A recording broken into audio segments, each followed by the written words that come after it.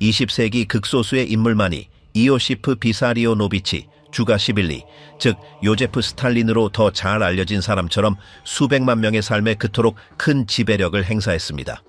그는 가난한 코카서스 마을에서 태어나 절대 권력의 제국을 건설하며 삶을 마감했습니다. 고리의 거리에서 보낸 그의 청년 시절부터 그는 이성적으로 생각하기 전에 두려워하고 때리는 법을 배웠고, 불신하는 혁명가들 사이에서 조용히 상승하여 소비에트 국가의 모든 구석에 미치는 통제망을 구축했습니다. 천성적으로 불신이 많았던 그는 정치를 체계적인 제거 게임으로 바꾸어 경쟁자가 아무도 남아있지 않게 될 때까지 그렇게 했습니다.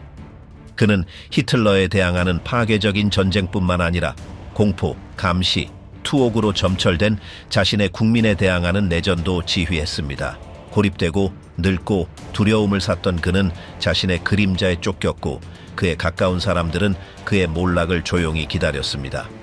숨겨진 파일들, 박해받는 의사들, 속삭이는 명령들 사이에서 그의 마지막은 잔혹한 아이러니와 함께 찾아왔습니다.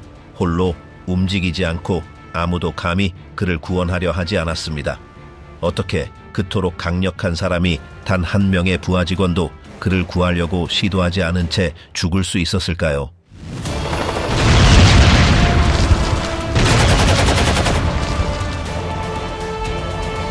윤영이 가난 그리고 증오, 폭군의 기원. 소작 제도가 1864년에 폐지된 후 에카테리네 겔라제의 가족은 고리에 정착했습니다. 그곳에서 그녀가 18세였을 때 그녀보다 6살 많았던 배소로 알려진 구두장이 베사리온 주가슈빌리와 결혼했습니다. 그들이 낳은 처음 두 자녀는 어릴 때 죽었습니다. 셋째는 이오세브였고 나중에 소소라고 불렸습니다. 스탈린의 어린 시절에 대한 실제 기록은 거의 남아있지 않으며 알려진 대부분은 그가 이미 권력을 잡은 후에 쓰인 회고록에서 비롯됩니다. 이 자료들을 너무 엄격하게 분석하지 않는 사람들조차도 그 기억들이 평범한 아이를 묘사하는 것이 아니라 나중에 독재자가 될 인물을 이미 보여주고 있어서 관점을 불가피하게 왜곡시킨다는 것을 알아차립니다. 그로 인해 많은 세부 사항이 의도적으로 과장되거나 생략됩니다.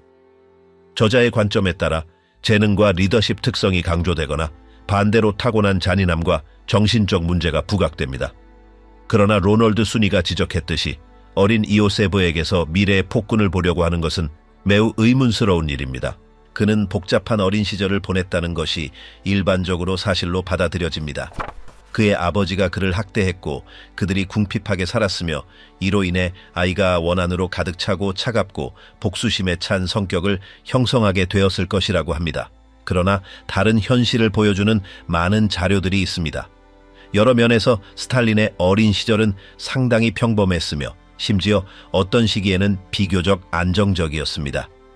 일부 증언에 따르면 그의 아버지는 숙련된 구두장이일 뿐만 아니라 조지아어로 글을 읽을 줄 알았고 러시아어와 같은 여러 언어로 소통할 수 있었다고 합니다. 그의 어머니는 집에서 교육을 받았고 조지아어로 읽고 쓸 줄도 알았는데 이는 교육 수준이 낮은 지역에서는 이점이었습니다. 이오세브의 어린 시절 초기 동안 그의 아버지는 어느 정도 성공한 것처럼 보였고 가족은 큰 어려움 없이 살았습니다. 시간이 흐르면서 베사리온이 술을 더 자주 마시기 시작하고 결국 아내와 아들을 버리게 되자 어린아이의 양육은 에카테리네의 손에 맡겨졌습니다.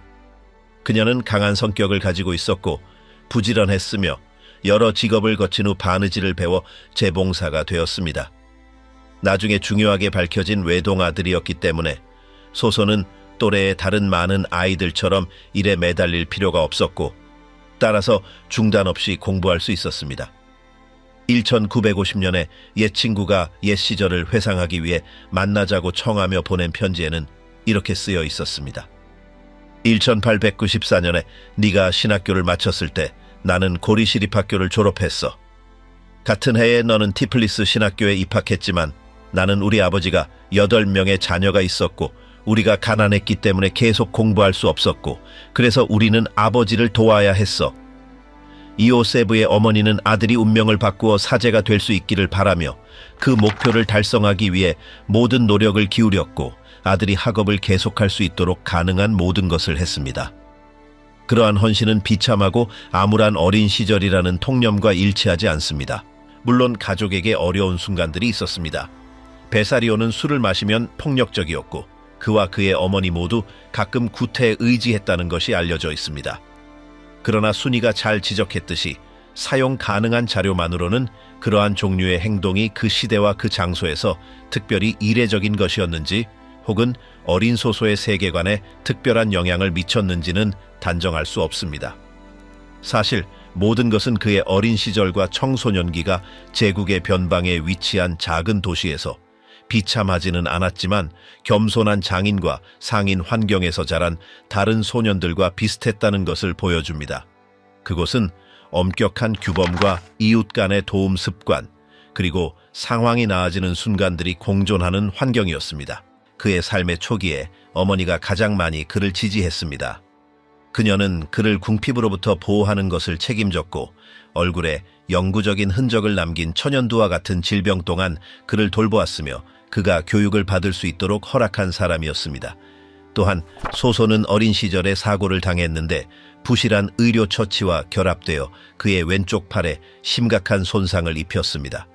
관절은 위축되었고 팔은 정상적인 움직임을 결코 회복하지 못했습니다. 그는 또한 선천적 결함이 있었습니다. 그의 왼쪽 발에 두 발가락이 붙어 있었습니다.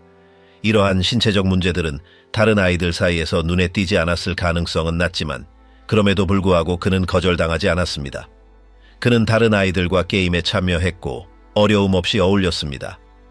그는 매우 좋은 기억력을 가지고 있었는데 그것은 그 당시 매우 중요하게 여겨졌습니다. 그의 어려운 어린 시절이 나중에 스탈린에게서 보게 될 가혹함의 근원이었던 것 같지는 않으며 그 당시에 이미 어떤 특별한 반항적 충동이 눈에 띄었다는 명확한 징후도 없습니다. 학교에 갈 시간이 되었을 때 그의 어머니는 아이에게서 잠재력을 보고 학문적 훈련이 그에게 기회를 열어줄 것이라고 믿는 마을 사람들의 도움을 받았습니다. 예카테리네의 목표는 그의 아들이 사회적으로 존경받고 상승하는 길로 여겨지던 사제가 되는 것이었습니다. 그 당시 그것은 적절하고 가능한 목표처럼 보였습니다. 젊은 이오세브가 알고 반복했던 조지아 시의 구절은 이렇게 말했습니다. 종달새는 하늘 높이 노래하네. 명랑한 나이팅게일은 말하네. 아름다운 땅이여 번성하라. 조지아인의 나라여 일어서라. 그리고 너 조지아인이여 너의 학문으로 조국을 존경하라. 이 구절들은 성인 스탈린의 모습을 누그러뜨리지는 않지만 그의 젊은 시절에 그의 조국과 그의 민족을 섬기는 데 초점을 맞춘 더 이상적인 의도를 가지고 있었음을 보여줍니다. 그가 신학교 3학년이 되었을 때 이러한 모호하고 아직 구체적인 형태가 없는 열망은 그를 더 단호한 단계로 나아가게 했습니다. 이오세브는 다른 신학생들로 구성된 비밀 토론 그룹에 가입했고 그룹 내에서 활동적인 역할을 맡은 것으로 보입니다. 그들이 읽었던 책들은 합법적이었지만 신학교 내에서는 금지되었습니다. 1896년 12월과 1897년 1월 초에 그가 빅토르 위고의 몇몇 소설을 포함하여 허가되지 않은 책을 읽었다는 이유로 징계를 받았음을 나타내는 학교 행동 기록이 있습니다. 그 순간부터 이오세브의 성적은 떨어지기 시작했고 규칙 위반은 더 자주 발생했습니다. 그가 학업을 계속함에 따라 그는 변해갔다. 그는 이전에 열정적으로 하던 시 쓰기를 그만두었고 정치 문제에 더 강한 관심을 갖게 되었다. 토론 그룹은 더 이상 그에게 충분하지 않았다. 그는 더 구체적이고 실제적인 무언가에 참여하기를 원했다. 그러한 필요성으로 인해 그는 사회 민주주의자들과 가까워졌고 마르크스주의 사상을 알게 되었으며 철도 노동자들이 조직한 불법 회의에 참석하게 되었다. 공식 기록에 따르면 1898년 8월 그가 아직 신학교 학생이었을 때 그는 사회 민주주의 조직에 가입하여 소규모 노동자 집단들 사이에서 사상을 공유하는 선정아로 활동하기 시작했다. 그 당시 마르크스주의에 대한 그의 지식은 아직 매우 기초적이었을 가능성이 높지만 그의 관심은 강력하고 몰입적이었다. 그에게는 사회에 대한 총체적인 비전을 가지고 있고 거의 종교처럼 해답을 제공하는 것처럼 보이는 그 이데올로기가 전통적인 신앙에 대한 환멸이 남긴 공백을 채워주었다. 인간 역사가 고정된 법칙을 따르고 인류가 사회 정의의 모델로 필연적으로 나아가고 있다는 생각은 혁명적 투쟁에 의미를 부여했다. 그러나 마르크스주의에 대한 그러한 열정은 그를 특별하게 만들지 않았다. 그 당시 많은 젊은이들이 유행처럼 퍼져나가던 동일한 이념적 열정을 공유했다. 이오세브에게 영향을 미친 것 중에는 조지아의 다른 지역에서 트빌리시로 온 나이 많은 활동가들도 있었다. 그들을 통해 그는 신학교 복도보다 더 넓은 다른 정치적 격동의 환경을 알게 되었다. 그의 가장 가까운 주변에서는 그가 점점 더 급진적으로 변하고 있다는 이야기가 이미 오고 갔고, 이는 그의 종교 교육에 대한 흥미상실과 일치했다. 사제직을 희망하며 공부를 시작했던 젊은이에게 세상은 변했다. 이제 그는 정치와 기존 질서를 바꾸려는 생각에 매료되었다. 그 발걸음은 결정적이었고 종교 학생으로서의 그의 삶의 끝을 알리는 것이었지만 그는 아직 자신이 걸을 길이나 수십 년 후의 영향을 상상하지 못했다. 산적에서 볼셰비키 지도자로 새로운 우두머리의 부상. 20세기가 시작되었을 때 스탈린은 이미 지하 활동에 완전히 몰두하고 있었다. 그 무렵 그는 이미 여러 번 체포되었고 한 번 이상 탈출했으며 그의 결단력, 과묵한 성격, 그리고 가장 위험한 임무를 수행하려는 의지로 혁명가들 사이에서 확고한 명성을 얻고 있었다. 1905년 혁명 이전 해들 동안 그의 활동은 전단지 인쇄, 자금 모금, 파업 조직, 당을 대표한 행동 조율을 포함했으며 볼셰비키가 자신들의 작전 자금을 조달하기 위한 강도 행위를 일컫는 용어인 수용에도 참여했다. 비밀 경찰은 그를 위험한 인물로 기록해 두었고 그는 지지자들의 도움을 받아 지하실, 노동자 주택 또는 시골집에 숨어 끊임없이 도시를 옮겨 다녔다. 발각되지 않고 움직이는 그의 능력은 운동의 귀중한 자원이 되었으며 내부 서클 밖에서는 잘 알려진 인물은 아니었지만 당 내부에서는 이미 그의 효율성으로 인정받고 있었다. 그 기간 동안 스탈린은 볼셰비즘의 강경 노선을 충실히 지켰고 규율, 절대적인 충성심, 그리고 목적이 수단을 정당화한다는 신념에 점점 더 집중된 정체성을 발전시켰습니다. 그는 편지와 메신저를 통해 레닌과 연락을 유지했고 비록 그의 가장 가까운 측근은 아니었지만 그들의 입장은 여러 핵심적인 지점에서 일치했습니다. 그는 자신의 저술에서 중앙 집중적인 구조를 가지고 있으며 단호하게 행동할 준비가 된 강력한 당의 필요성을 끊임없이 옹호했습니다. 그의 어조는 꾸밈없이 건조했고 그의 주장은 철학적 원칙보다는 전술과 실천에 초점을 맞추었습니다. 이처럼 직접적이고 행동 중심적인 사고방식은 이론적 논쟁이나 전략에 대한 끝없는 토론을 선호했던 다른 지역 지도자들과 그를 차별화시켰습니다. 스탈린에게 중요한 것은 사용된 방법에 크게 신경 쓰지 않고 대의를 발전시키는 것이었습니다. 1905년 혁명 동안 그는 조지아에서 활발한 역할을 했습니다. 그는 시위를 조직하고 선언문을 작성하며 정권의 군대와 충돌하는 데 참여했습니다. 그의 참여는 운동 내에서 새로운 인정을 받았지만 숨어 지내거나 망명 생활을 해야 하는 상황으로 몰아넣기도 했습니다. 그는 1906년에 다시 체포되어 시베리아로 보내졌지만 몇 달 만에 탈출하는 데 성공했는데 이는 그가 다른 경우에도 반복했던 능력이었습니다. 이 시기는 그가 혹독한 조건을 견디고 불평 없이 계속 나아갈 수 있는 강인한 사람이라는 명성을 굳혔습니다. 그는 뛰어난 연설가도 심오한 사상가도 아니었지만 약속을 지키고 혼돈 속에서도 흔들림 없이 버틸 줄 아는 사람이었습니다. 그 후 몇 년 동안 레닌과의 관계는 더욱 돈독해졌습니다. 비록 자주 만나지는 못했지만 스탈린은 당내에서 레닌의 가장 꾸준한 옹호자 중 한 명이 되었습니다. 1912년에 볼셰비키 당을 재편하기 위해 프라하에서 회의가 조직되었을 때 스탈린은 핵심 참가자 중 한 명이었습니다. 그곳에서 그는 중앙위원회 위원으로 선출되었는데 이는 권력으로 가는 길의 결정적인 단계였습니다. 이 임명은 그의 충성심에 대한 보상일 뿐만 아니라 레닌이 그에게 주기 시작한 신뢰의 표시이기도 했습니다. 그 이후로 그의 이름은 당의 내부 문서와 혁명 출판물에서 더 자주 나타나기 시작했으며 그는 다양한 가명으로 서명했고 그중 가장 잘 알려진 것은 강철을 의미하는 스탈린이었습니다. 그의 책임이 증가함에 따라 그의 영향력도 커졌습니다. 스탈린은 볼셰비키 활동을 조율하고 비밀 인쇄소를 조직하며 다양한 지역 그룹 간의 연락을 유지하기 위해 러시아 제국의 여러 도시로 보내졌습니다. 이러한 물류 업무는 당의 기능에 필수적이었으며 신중함, 단호함, 실용적인 감각의 조합을 요구했습니다.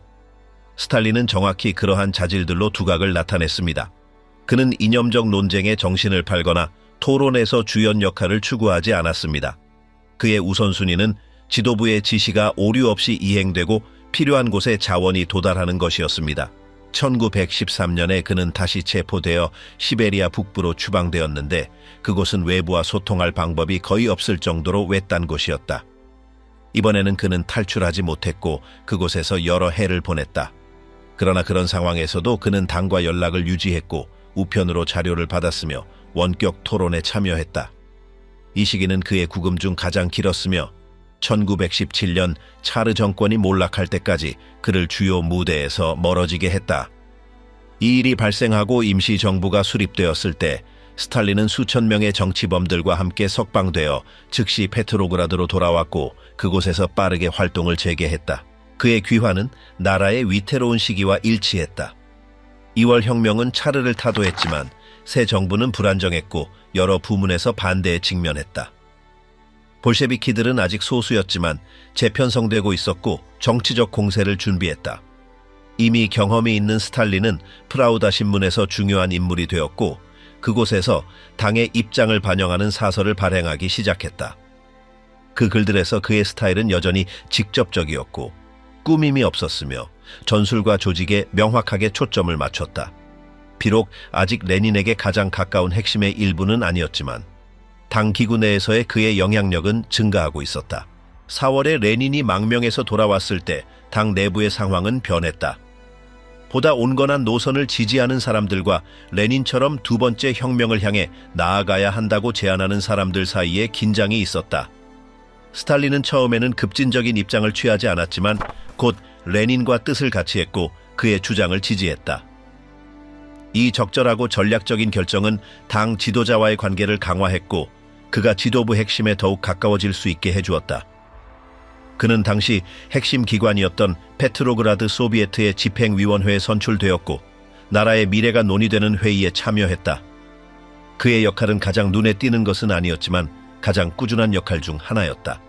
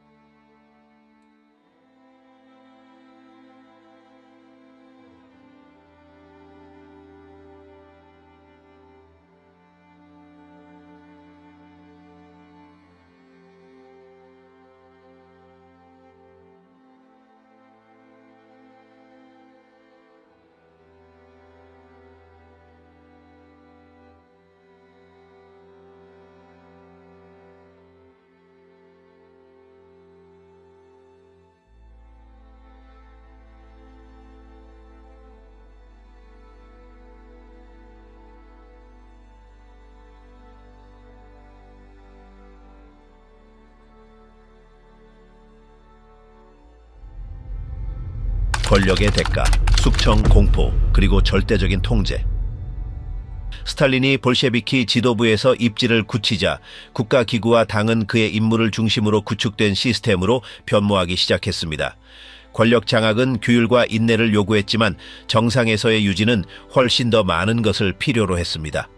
초기부터 경쟁자들과의 싸움은 그의 전략의 중심이 되었습니다. 스탈린에게 각 적수는 위협을 의미했으며 그 적들을 제거하는 것은 정확하고 타협 없이 수행된 끊임없는 과업이었습니다. 그의 통치 방식은 강박적인 감시와 당 동지들 사이에 공포를 심는 능력, 그리고 동시에 인민과 가까운 지도자의 이미지를 가꾸는 것을 결합했습니다. 권력 집중 과정은 혁명에서 주역을 함께했던 인물들을 소외시키는 것에서 시작되었습니다. 한때 필수 불가결해 보였던 트로츠키, 지노비에프, 카메네프와 같은 인물들은 점차 약한 위치로 전락했습니다. 스탈린은 내부 투표 조작, 임명권 통제, 선전 기구 활용을 포함한 전술을 사용했습니다. 각 단계는 적수를 고립시키고 스탈린을 레닌의 진정한 계승자로 제시하기 위해 계산되었습니다. 이 공식 서술에서 그는 이념적 순수성의 수호자이자 국가를 사회주의로 이끌 수 있는 유일한 인물이었습니다. 동시에 모든 비판은 반역으로 비쳤습니다. 20년대 동안 당 내부의 분쟁은 이론적 논쟁으로 위장되었지만 텍스트와 결의한 뒤에는 격렬한 개인적인 싸움이 있었습니다. 스탈린은 다른 이들을 실수하도록 유도하면서도 자신은 당열을 추구하는 온건파로 능숙하게 자신을 내세웠습니다. 부하린 및 다른 지도자들과의 일시적인 동맹은 그가 트로츠키를 패배시키고 결국 추방하게 했습니다. 그 후 그의 목표가 바뀌자 스탈린은 부하린과 그의 주변에 남아있던 사람들을 상대로 기구를 돌렸습니다. 그 결과 그 10년대 마렵에는 당에 그의 영향력에 필적할 만한 인물이 더 이상 없었습니다. 전체 기구가 그에게 반응했습니다. 다음 단계는 그 통제를 절대적인 복종으로 전환하는 것이었습니다. 스탈린은 개인적인 충성심이 능력이나 경험보다 더 중요한 시스템을 조성했습니다.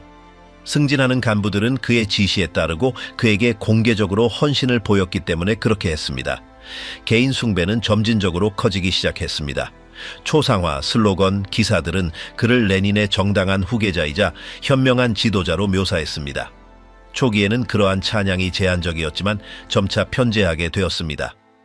그 지도자는 승리한 혁명과 사회주의 건설의 중심 인물로서 책, 신문, 축하 행사에서 등장했습니다. 그러한 이미지가 형성되는 동시에 정치적 도구로서 공포의 관행이 확산되었습니다. 비밀 경찰은 처음에는 GPU라는 약칭으로 나중에는 NKVD로 불리며 인민을 감시하고 불복종의 어떤 징후라도 처벌하는 역할을 맡은 부서가 되었습니다. 고발, 수색, 체포는 일상생활의 일부가 되기 시작했습니다.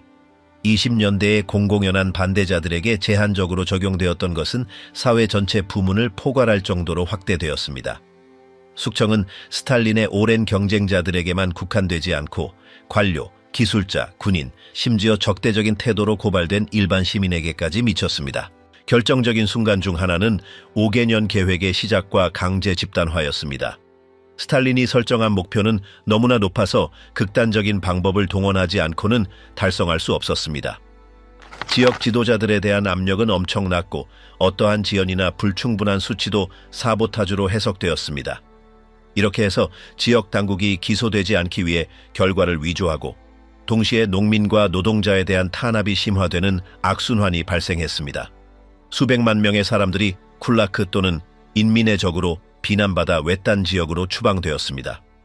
집단화는 굶주림, 폭력, 불만을 초래했지만 공식 보고서에는 승리로 나타났습니다. 이러한 정책의 인적 대가는 의도적으로 숨겨졌습니다.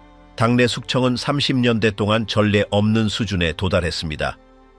공개 재판은 신중하게 준비된 구경거리가 되었고 그곳에서 옛 지도자들은 압력과 고문을 받은 후 터무니없는 범죄를 자백했습니다. 지노비에프, 카메네프, 부하린 및 다른 노련한 볼셰비키들은 외세와 공모하거나 암살을 계획했다는 혐의로 기소되었습니다. 위협과 학대를 통해 얻은 자백은 배신의 증거로 전파되었습니다. 이후의 처형은 사회주의 국가를 보호하기 위한 필요한 조치로 정당화되었습니다. 각 재판을 통해 스탈린은 잠재적인 라이벌을 제거하고 오직 자신만이 국가의 안정을 보장한다는 생각을 강화했습니다. 보안기구는 이 과정에서 핵심적인 역할을 했습니다. 정치 경찰 책임자들은 지도자의 편의에 따라 오르내렸습니다. 숙청을 실행하는 책임자들조차 안전하지 않았습니다. NKVD의 수장들은 교체되었고 많은 경우 쓸모없게 되자 총살당했습니다. 이 메커니즘은 모든 공무원이 자신의 운명이 스탈린의 의지에 달려 있음을 아는 공포 분위기를 조성했습니다. 절대적인 복종은 유일한 보호 수단이 되었지만 심지어 그러한 충성조차 충분하지 않을 수 있었습니다. 저항의 잠재적 진원지였던 군대 또한 타격을 입었습니다. 내전에서 중요한 역할을 했던 고위 지휘관들은 공모 혐의로 기소되어 처형되었습니다. 수천 명의 장교들이 체포되거나 강제노동 수용소로 보내졌습니다. 그 결과 두 번째 세계 대전이 시작될 무렵 소련 군사구조는 약화되었지만 선전은 그 어느 때보다 강력하다고 주장했습니다. 스탈린에게는 잠재적인 내부적을 제거하는 것이 군사 준비보다 더 중요했습니다. 메시지는 분명했습니다. 정권의 안보는 오직 어떠한 반대 세력이라도 제거하는 데 달려 있었습니다. 공포가 확산되는 동안 인물 숭배는 전례 없는 수준에 도달했습니다. 스탈린의 이미지는 무오류의 지도자, 인민의 아버지, 최고 지도자로 제시되었습니다. 연설과 출판물에서는 그에게 거의 초인적인 자질이 부여되었습니다. 공식 전기들은 불편한 에피소드를 지우고 그의 업적을 강조했습니다. 학교, 공장, 집단, 농장에서는 그를 사회주의의 화신으로 숭배하도록 가르쳤습니다. 그의 삶의 날짜들은 역사적 사건으로 기념되었습니다. 사소한 비판조차 국가 자체에 대한 공격으로 간주되었습니다. 따라서 지도자에 대한 강제된 헌신은 정치 및 사회생활의 필수적인 부분이 되었습니다. 이 역동성의 효과는 폐쇄적이고 자기 참조적인 시스템의 창조였습니다. 그 누구도 삶과 죽음의 차이를 의미할 수 있는 결정에 이의를 제기할 엄두를 내지 못했습니다. 모스크바로 보내진 보고서는 과장된 수치와 성공 사례로 가득 찼는데 이는 문제를 제기하는 것이 사보타주 혐의를 받을 위험이 있었기 때문입니다. 그 결과 스탈린은 걸러지고 왜곡된 정보를 받았고 이는 적들이 도처에 있으며 오직 억압만이 통제를 유지할 수 있다는 그의 시각을 강화했습니다. 이 불신임의 고리는 끊임없이 자기 재생산되어 억압이 영구적인 필요성으로 정당화되는 분위기를 조성했습니다. 이러한 정책의 인적 비용은 엄청났습니다. 수백만 명의 사람들이 체포, 추방 또는 처형되었습니다. 수많은 가족들이 파괴되었습니다. 두려움은 지도자들 사이에서뿐만 아니라 모든 동네, 모든 공장, 모든 마을에서 일상생활의 일부가 되었습니다. 고발은 증폭되었는데 다른 사람을 비난하는 것이 자신을 구하는 방법이 될 수 있었기 때문입니다. 사회구조는 깊이 변형되었고 수많은 세대가 의심과 침묵의 환경에서 자랐습니다. 억압은 실제적이거나 상상 속의 적을 제거할 뿐만 아니라 인구를 지속적인 복종 상태로 유지하는 역할도 했습니다. 역설적으로 억압이 심화될수록 스탈린의 대중적 이미지는 숭배 수준에 이르렀습니다. 선조는 노동자들에게 친숙하고 어린이들을 걱정하며 국가를 위해 지칠 줄 모르고 일하는 지도자를 보여주었습니다. 신중하게 선별된 사진과 공식 텍스트는 그를 겸손하고 소박하며 국민의 안녕에 헌신하는 지도자로 묘사했습니다. 이러한 묘사는 감시, 두려움, 그리고 반대자들의 체계적인 제거에 기반한 시스템의 현실과는 대조적이었습니다. 그러나 정보가 통제되고 비판적인 목소리가 침묵하는 상황에서는 선전이 효과적이었습니다. 30년대 말에 스탈린은 불가능해 보이는 것을 달성했습니다. 혁명가들의 당을 완전한 복종의 기구로 변모시킨 것입니다. 늙은 볼셰비키들은 제거되었고 군대는 숙청되었으며 인구는 감시에 살았고 지도자는 논쟁의 여지가 없는 인물로 숭배되었습니다. 그 권력의 대가는 엄청났으며 셀 수 없는 희생자와 두려움으로 트라우마를 겪은 사회를 낳았습니다. 그러나 정권의 관점에서 보면 주요 목표인 절대적인 통제는 달성되었습니다. 스탈린은 더 이상 경쟁자가 없었고 그의 권위는 의심할 여지가 없었습니다. 숙청, 공포, 그리고 개인 숭배를 기반으로 구축된 이 강력한 위치에서 전쟁과 새로운 도전에 대한 길이 열릴 것입니다. 전쟁의 주인, 스탈린 대 히틀러 그리고 그의 장군들. 1941년 6월에 전쟁이 시작되었을 때 스탈린은 권력의 정점에 있었습니다. 그는 거의 모든 옛 경쟁자들을 제거했고 당을 복종의 기계로 변모시켰으며 고위 간부들부터 인구의 일상생활에 이르기까지 확장되는 테러 시스템을 구축했습니다. 그러나 바로 그 구조가 독일 침공 초기 몇 달 동안 명백해진 약점들을 만들어냈습니다. 군대 숙청으로 인해 군기관은 경험 많은 장교들의 상당 부분을 잃었고 선전이 강력한 이미지를 보여주었음에도 불구하고 현실은 붉은 군대가 공격에 제대로 대비하지 못했다는 것이었습니다. 1939년에 체결된 히틀러와의 조약은 소련에게 일시적인 숨통을 트여주었다. 스탈린의 눈에는 그 협정이 그의 군대를 재무장하고 재편성할 시간을 벌어주는 것이었다. 그러나 독일이 공격을 준비하고 있다는 보고가 들어왔을 때 스탈린은 이를 무시하거나 고의적인 도발로 여기는 것을 선호했다. 히틀러가 그렇게 빨리 조약을 파기하지 않을 것이라고 확신하며 그는 정보기관의 경고를 경시했다. 그러한 태도는 1941년 6월 22일 바르바로사 작전이 시작될 때 소련군이 기습을 당하는 데 기여했다. 독일군의 공세는 빠르게 확산되었고 몇 주 만에 국방군 부대는 광대한 영토를 점령하고 수십만 명의 병사를 포로로 잡으며 국가의 심장부로 징역했다. 공격 후 첫 며칠은 혼란스러웠다. 스탈린은 자신의 거주지에 은둔했고 그의 일부 협력자들의 증언에 따르면 한동안 그는 마비되어 명확한 명령을 내릴 수 없었다. 그러나 그는 곧 통제권을 되찾았고 국민들에게 저항을 촉구하는 단호한 지도자로 나섰다. 6월 말에 그는 라디오로 연설하며 엄숙한 어조로 시민들에게 조국을 지키라고 형제 자매들을 불렀다. 그 순간부터 그의 역할은 최고 사령관으로 변모하여 정치뿐만 아니라 군사 지휘권까지 장악했다. 스탈린의 전쟁 지휘는 실수, 경직성, 잔혹함이 뒤섞여 있었다. 처음부터 그는 후퇴 없이 저항할 것을 명령했고 이는 많은 부대가 포위되어 파괴되는 결과를 초래했다. 그에게 어떤 후퇴도 비겁함이나 배신과 동의어였다. 1941년 8월에 그는 항복을 금지하는 명령에 서명하며 적에게 투항하는 자는 탈영병으로 간주될 것이라고 규정했다. 수천 명의 소련 병사들이 전투에서 도망치려다 자신의 장교들에 의해 처형되었다. 이 철의 정책은 셀 수 없는 인명 손실을 초래했지만 동시에 끝까지 저항하는 것 외에는 다른 대안이 없다는 생각을 강화했다. 그러한 결정들에도 불구하고 전선의 상황은 계속 악화되었다. 독일군은 모스크바로 진격했고 수도는 1941년 말에 직접적인 위협에 처했다. 그 순간 스탈린은 도시에 머물기로 결정했다. 그는 정부 이전을 거부했고 10월에 공포가 확산되자 도시 방어를 준비할 것을 명령했다. 그의 모스크바 체류는 저항의 상징으로 사용되었다. 11월의 혁명 기념일 축하 행사 동안 그는 붉은 광장에서 연설했으며 병사들은 직접 전선으로 행진하고 있었다. 그 제스처는 그의 단호함을 증명하는 것으로 제시되며 전쟁에서 가장 기억에 남는 에피소드 중 하나가 되었다. 12월의 방역은 겨울의 도움과 증원군의 도착으로 소련군이 모스크바에서 독일군의 진격을 저지할 수 있게 했다. 그것은 소련이 패배하지 않았음을 보여주는 중요한 순간이었다. 그 이후로 전쟁은 스탈린이 훨씬 더 큰 통제권을 행사하는 장기적인 분쟁으로 변모했다. 그는 국방위원회를 설립하고 무기 생산을 위해 경제를 중앙 집권화했으며 폭격 범위에서 벗어난 국가의 동부 지역으로 공장 전체를 이전했다. 수백만 명의 노동자와 농민들이 전쟁 노력을 지탱하기 위해 동원되었다. 삶의 모든 측면에서 규율이 부과되었고 정치적 감시는 생산과 전선의 모든 단계를 동반했다. 스탈린의 통솔 방식의 잔혹함은 그의 장군들에 대한 대우에서도 반영되었습니다. 그는 그들이 실패했다고 판단했을 때 주저없이 해임하거나 강등하거나 심지어 투옥했습니다.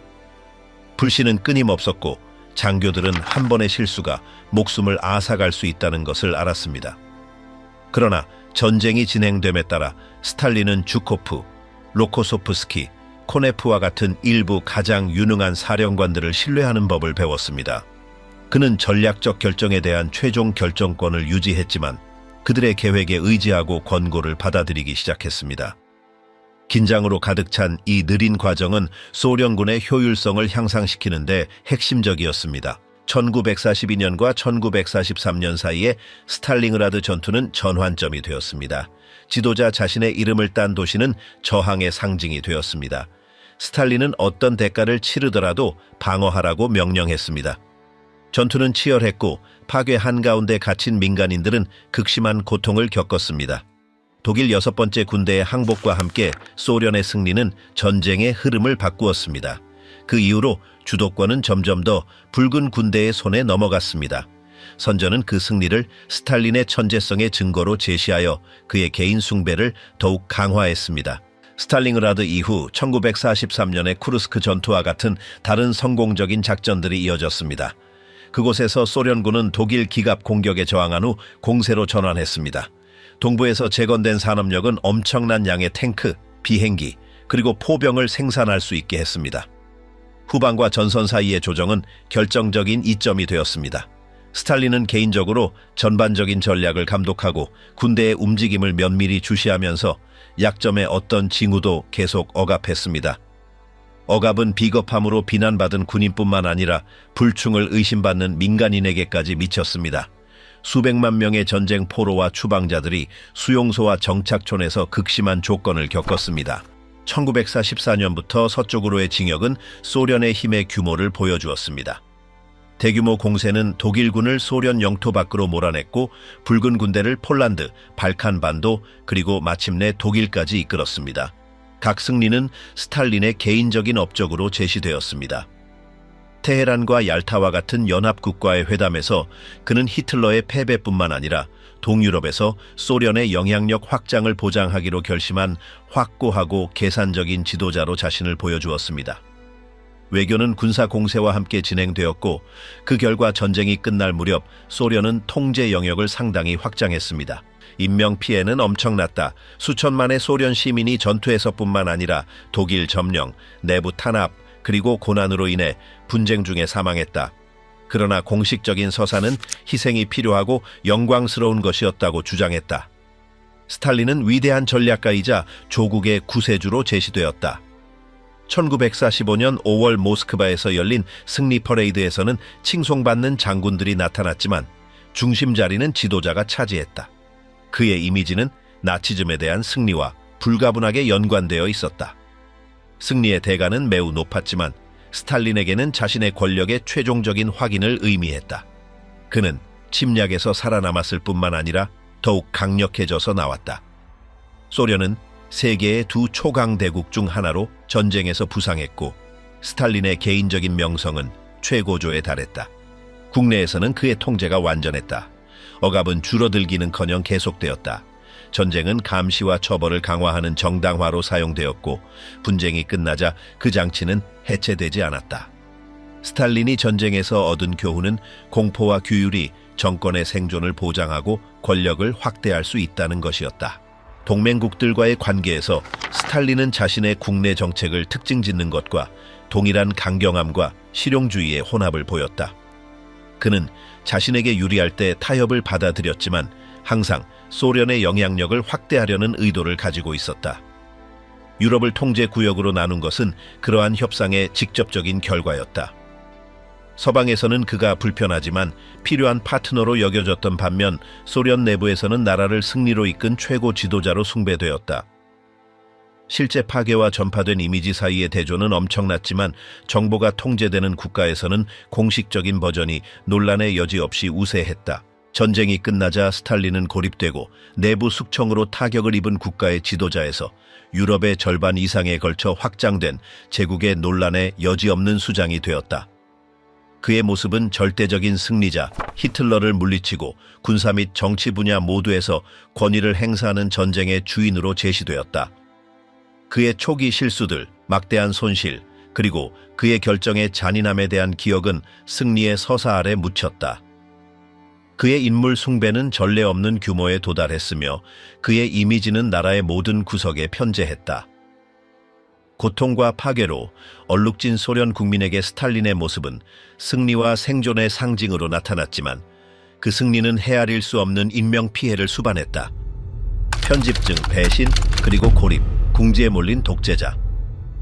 전쟁 승리 이후 몇 년 동안 스탈린은 소련의 가장 강력한 지도자이자 지구상에서 가장 영향력 있는 인물 중 한 명이 되었다. 그러나 그 지위 자체가 그의 마지막 해를 특징짓는 커져가는 불신의 상태로 그를 이끌었다. 군사적 승리는 그에게 명성을 주었지만 끊임없는 감시와 억압을 통해서만 통제를 유지할 수 있다는 그의 확신을 더욱 깊게 했다. 절대 권력과 개인적인 두려움의 조합은 그를 둘러싼 원이 점점 더 좁아지고 의심과 숙청이 계속되는 시기를 만들어냈다. 1945년 이후 소련은 전쟁의 승리자이자 세계 강국으로 부상했습니다. 스탈린은 승리의 주요 건축가이자 파괴를 통해 나라를 이끌고 승리자들 사이에 한 자리를 차지하게 한 사령관으로 나타났습니다.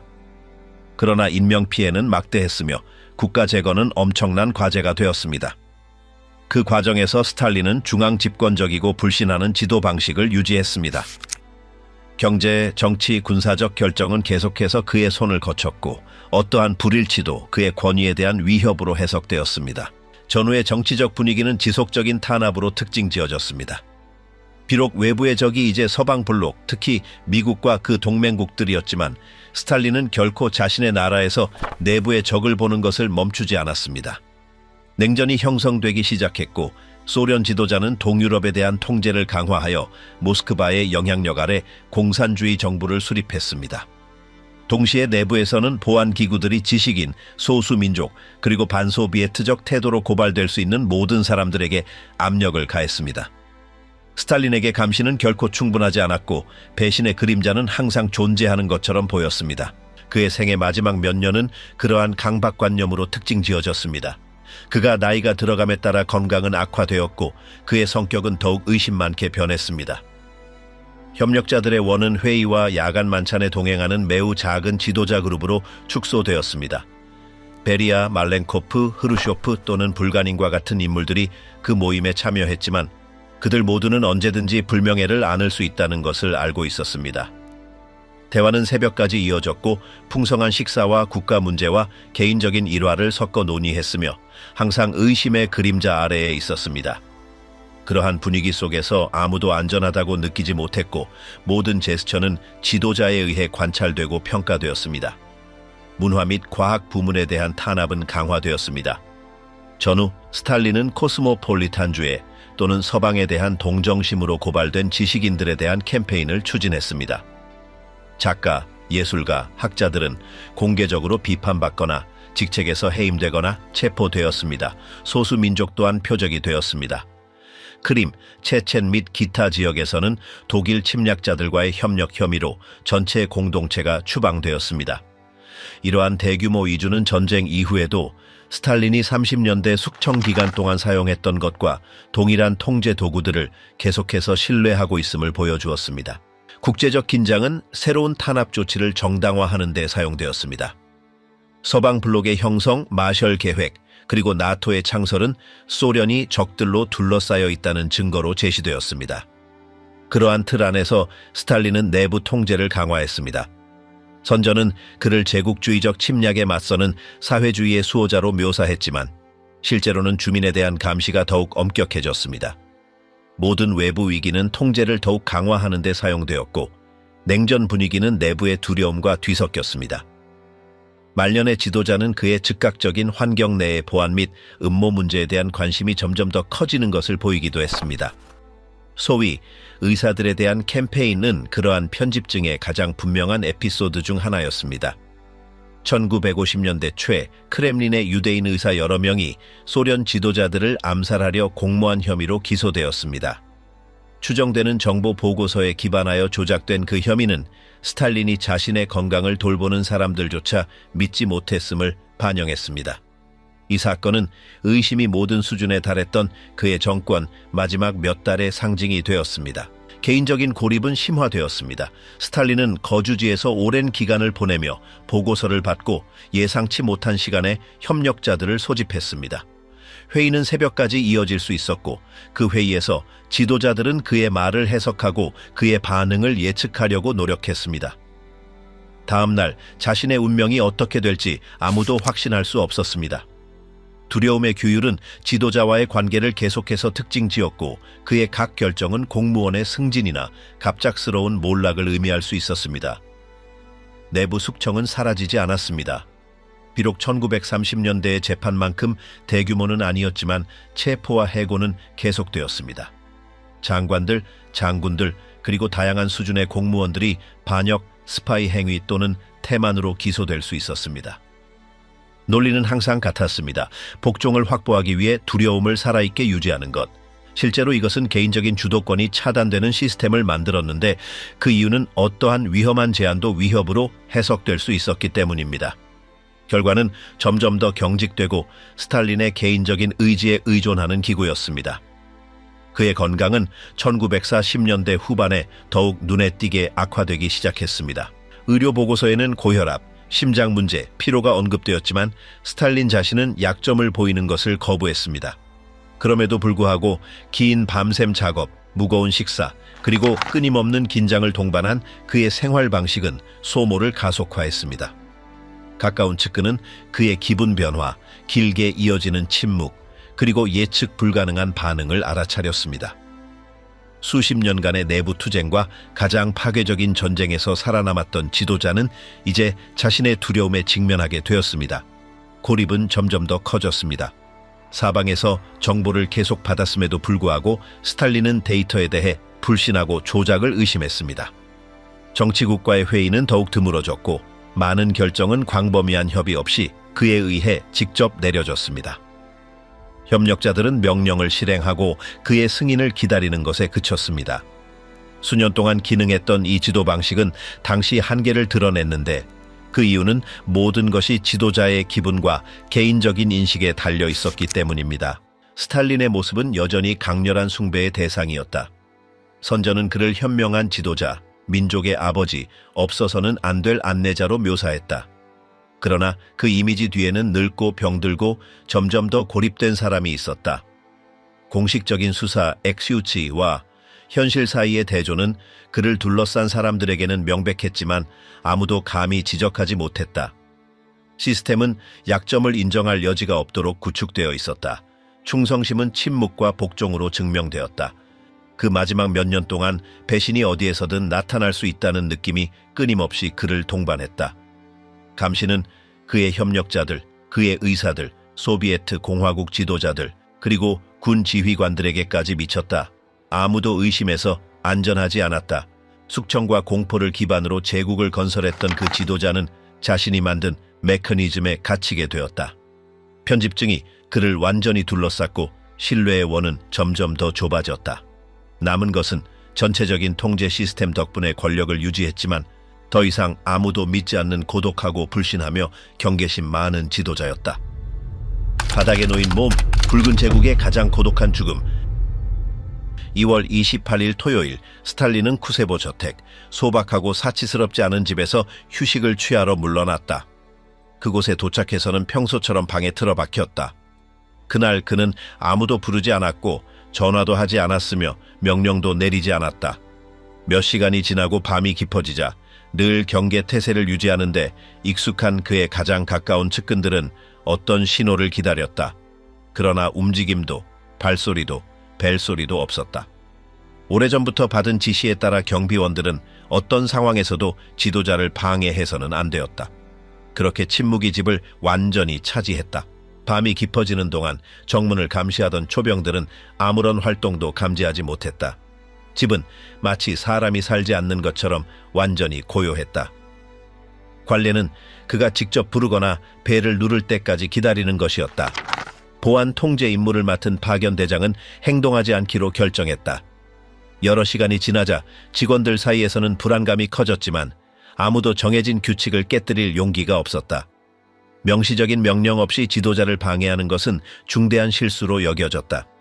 아무도 그 책임을 떠맡고 싶어 하지 않았다. 일요일 아침이 밝았을 때도 모든 것은 여전히 같았다. 스탈린이 늦잠을 자는 것이 보통이었음에도 불구하고 그날은 뭔가 달랐다. 일부는 그가 아픈지 궁금해하기 시작했지만 그래도 기다리기로 결정했다.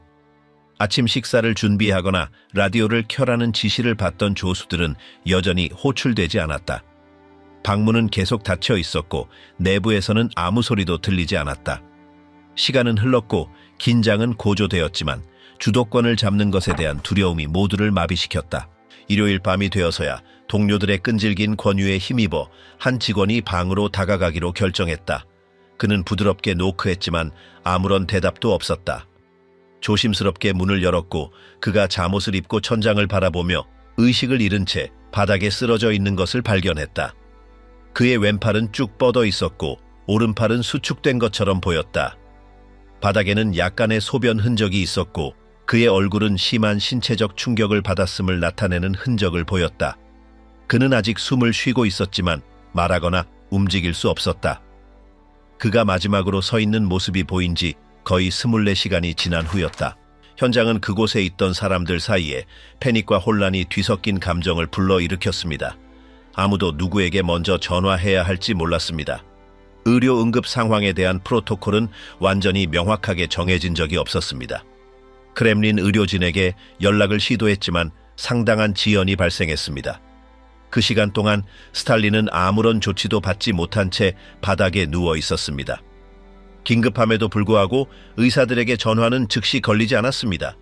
일부 관리들은 국가보안장관에게 먼저 알려야 한다고 생각했고, 다른 일부는 정치계 인사 중 누군가가 접근을 승인할 때까지 기다려야 한다고 믿었습니다. 결국 몇 시간 뒤에 의사들이 관저에 도착했습니다. 들어선 의료팀은 긴장했고 명확한 진단을 내리지 못했습니다. 그들은 그의 상태를 평가하고 뇌졸중을 겪었음을 확인했습니다. 그의 몸은 한쪽이 마비되었고 혈압은 매우 높았습니다. 그의 사지 경직과 얼어붙은 표정은 상황의 심각성에 대한 의심의 여지를 남기지 않았습니다. 비록 그의 호흡은 여전히 일정했지만 자극에 반응하지 않았습니다. 월요일 내내 그는 같은 상태를 유지했습니다. 그의 침대는 조심스럽게 개조되었고 축축한 붕대가 그의 이마에 올려졌습니다. 의사들은 자원이 제한적이고 명확한 지시가 없는 상황에서 찜질을 하고 상태 개선의 신호를 기다렸습니다. 아무도 치료의 방향을 맞지 않았습니다.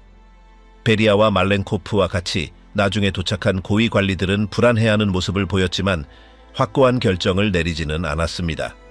즉각적인 개입을 명령하는 대신 그들은 오랜 시간 동안 관찰하고 낮은 목소리로 이야기했습니다. 관저는 차갑고 고요한 공간이 되었습니다. 분위기는 긴장되었습니다. 경비원들은 제자리에서 굳건히 서 있었고 직원들은 눈을 마주치는 것을 피했습니다. 실수하거나 허락 없이 행동하는 것에 대한 두려움은 매분마다 심화되었습니다. 한편 스탈린은 계속 움직이지 않고 숨을 헐떡이며 아무도 그저 지켜보는 것 외에는 별다른 일을 하지 않았습니다. 복도의 목소리는 속삭임이었고 어떤 행동도 두려움 속에서 논의되었습니다. 화요일에 의사들은 그의 맥박이 약간 감소하고 피부색에 변화가 있음을 알아차렸습니다. 그럼에도 불구하고 새로운 치료법은 도입되지 않았습니다. 찜질을 하고 그의 생체 신호를 측정하는 일상적인 절차는 유지되었습니다. 아무도 무슨 일이 일어나고 있는지 공개적으로 의문을 제기하지 않았습니다. 그가 죽을 수도 있다는 생각은 있었지만 말하지 않았습니다.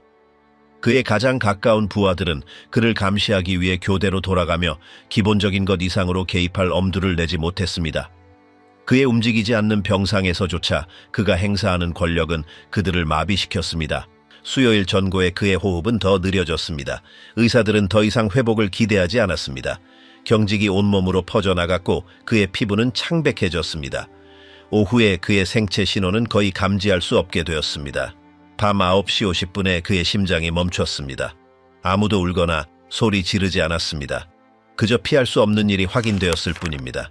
수십 년 동안 절대 권력의 상징이었던 그의 몸은 이제 아무도 제때 행동할 엄두를 내지 못했던 방에서 생명 없이 누워 있었습니다. 그가 사망한 후 참석했던 관리들은 거의 말을 주고받지 않았습니다. 다음에 무엇을 해야 할지에 대한 불확실성은 분명했습니다. 정해진 계획은 없었습니다. 사망 원인을 일반적인 용어로 설명하는 의료 보고서가 작성되었습니다. 공식 버전은 그가 도움을 받지 못한 시간을 언급하는 것을 피했습니다. 그는 자연사했다고 자세한 설명 없이 전해졌습니다. 다음 날들 동안 장례식이 준비되었다. 시신은 크렘린으로 옮겨졌고 그곳에서 엄숙한 의식이 준비되었다. 국민들은 추모에 초대되었지만 많은 이들은 다쳐서 실제로 무슨 일이 일어났는지 알지 못했다. 퍼진 소식은 빠르고 고통 없는 죽음에 대해 이야기하며 그의 마지막 시간을 특징지었던 버려짐과 공포를 숨겼다. 강한 지도자의 이미지는 광고와 신문에서 손상되지 않은 채 유지되었다. 쿤체보 관저에서 일어난 일은 그를 둘러싼 사람들의 침묵 속에 묻혔다. 아무도 책임을 지지 않았다. 일부 경비병들은 보직이 변경되었다. 다른 직원들은 구체적인 조치 없이 간략하게 신문받았다. 의사들은 일어난 일에 대해 말하지 말라는 지시를 받았다. 모든 것은 짧고 모순 없는 공식 보고서로 마무리되었다. 그리하여 그 세계에서 가장 강력한 사람 중 한 명의 삶은 끝났다.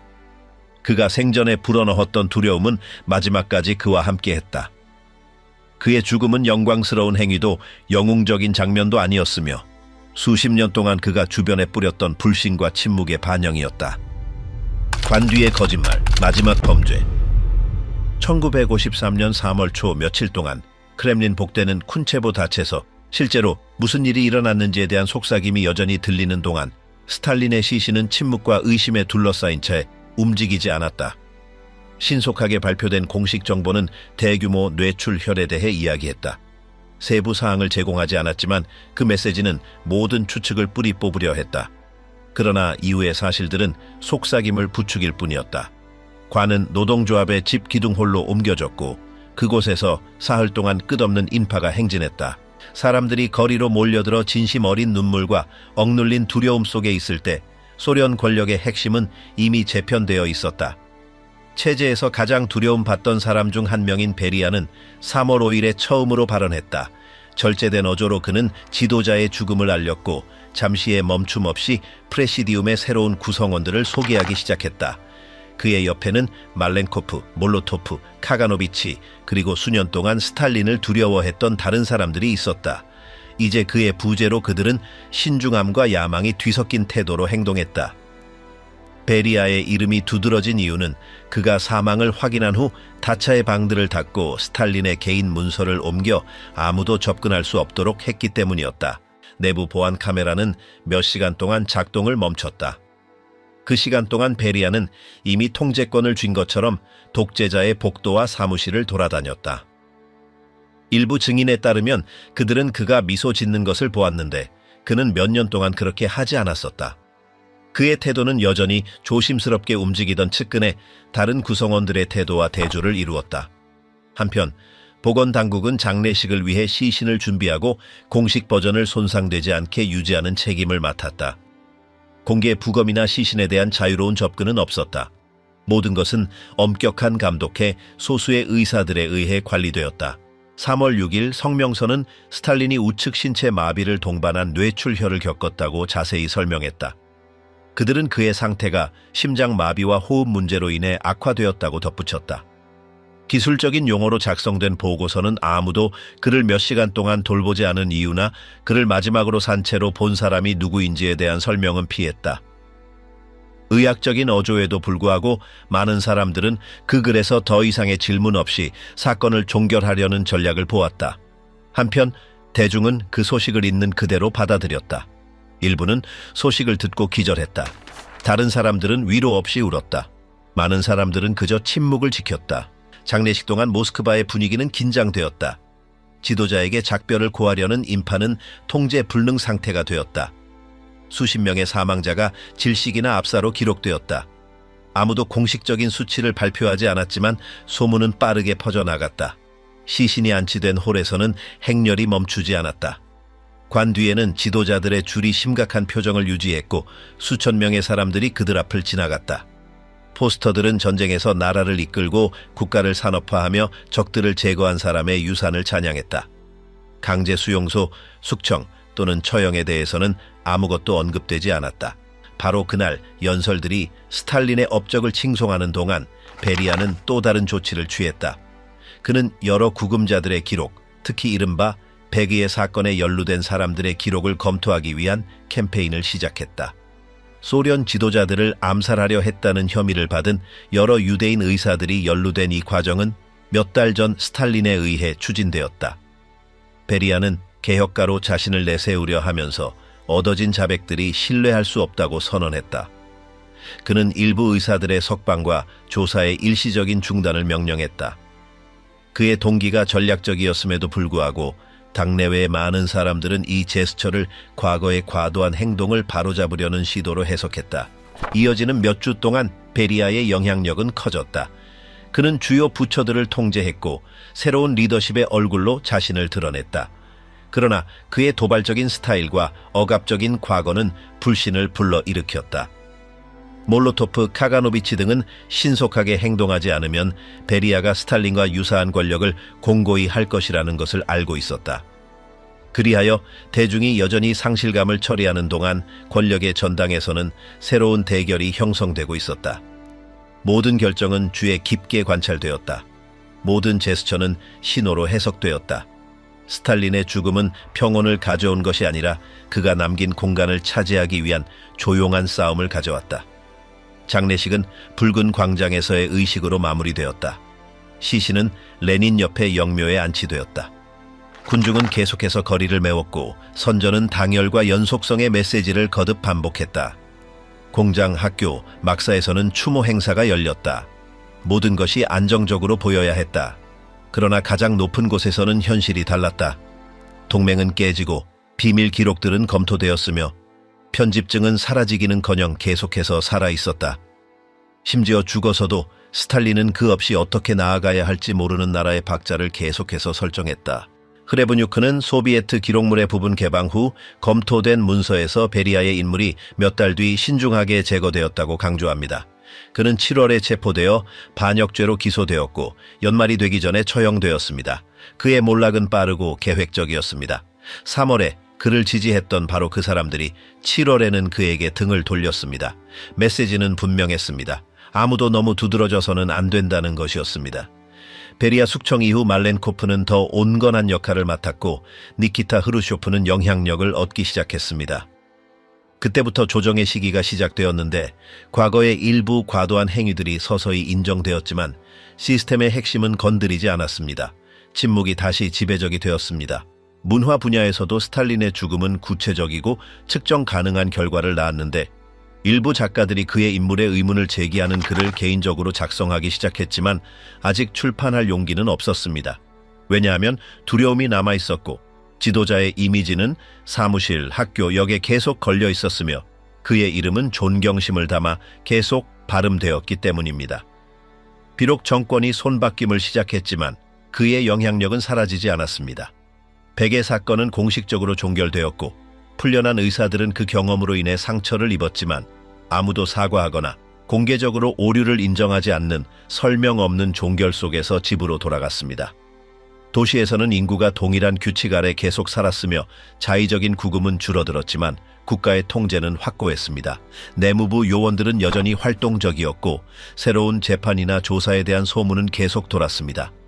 공식 메시지는 모든 것이 통제되고 있고 당은 강력하며 스탈린의 노선이 미래를 계속 이끌 것이라는 것이었습니다. 그러나 크렘린 복도에서는 다른 이야기가 전해지고 있었는데 내부 투쟁, 배신, 그리고 권력 투쟁이 끝나지 않고 단지 얼굴만 바뀌었을 뿐이었기 때문입니다. 그 1953년 3월은 겉으로는 전환의 달이었습니다. 실제로는 한 시대의 강제적인 종결이자 마찬가지로 불확실한 또 다른 시대의 시작이었습니다. 스탈린의 인물은 그의 죽음과 함께 최고조로 칭송되었는데 심지어 생전에 그를 둘러쌌던 사람들이 이미 그의 유산을 해체하기 시작했을 때조차 그러했습니다. 찬사와 구호의 영희 속에는 그의 최후의 진실이 숨겨져 있었습니다. 방에서 홀로 쓰러져 아무 도움 없이 몇 시간 동안 방치된 한 남자, 그리고 그 후 두려움 때문이든 전략 때문이든 뒤돌아보지 않기로 결정한 한 나라가 있었습니다.